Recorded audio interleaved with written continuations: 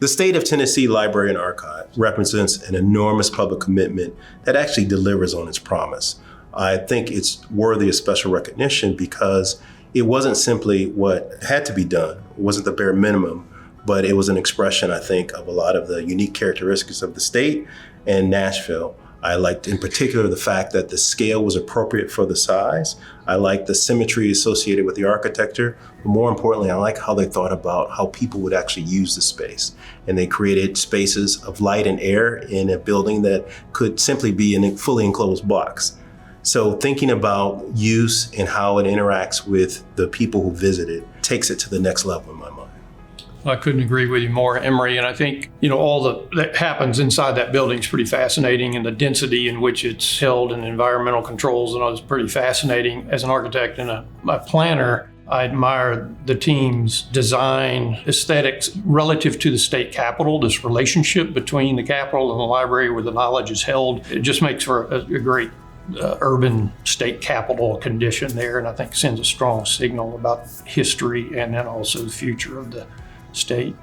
The Tennessee State Library and Archives is a $107 million project. It is tax dollar money, but at the time when the project started, it was the oldest archives in the country. So very much a needed project and really centered around public service, preserving the history of the state, what it means to be Tennessean for centuries to come. State Library is part of like a 25-year plan for the mall. So centered the State Museum, the Bicentennial Mall, the library, and then looking up to Capitol Hill. So really beautiful. It's built in a U shape to kind of welcome in the general public from the mall, and is also set up with a green space in the center to host festivals, different events, kind of inviting the public into the building and kind of maybe learn about their personal history or the history of the state. If you go by the building, it's very hard not to notice the stainless steel image panels around the building on the east and the west side, kind of reflecting Tennessee's state animal, the state horse, the state insect, the state artifact, kind of inform even from the outside the general public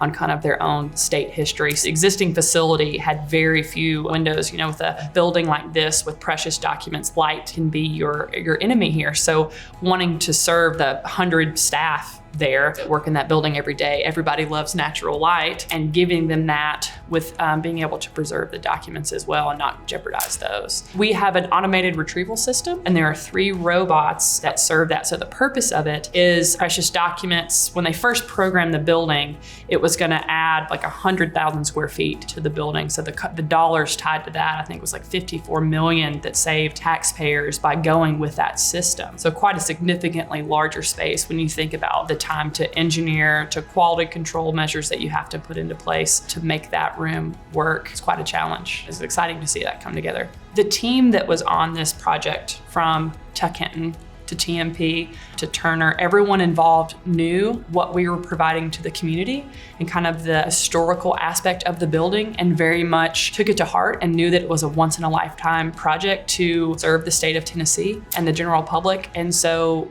everyone coming together, it's a special group of people and a special project, and feel very honored to have been a part of it.